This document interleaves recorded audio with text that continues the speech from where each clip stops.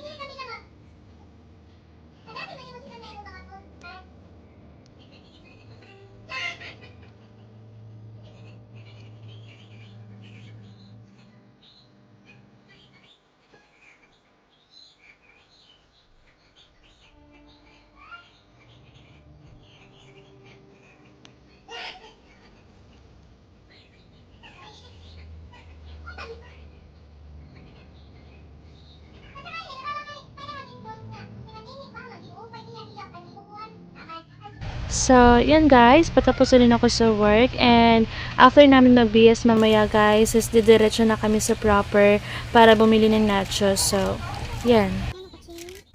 So, yan guys, nandito na kami and kumakain na kami guys ng nachos. So, sobrang sarap talaga ng nachos nila dito guys. So, yan, that's all for today's video guys. Bye!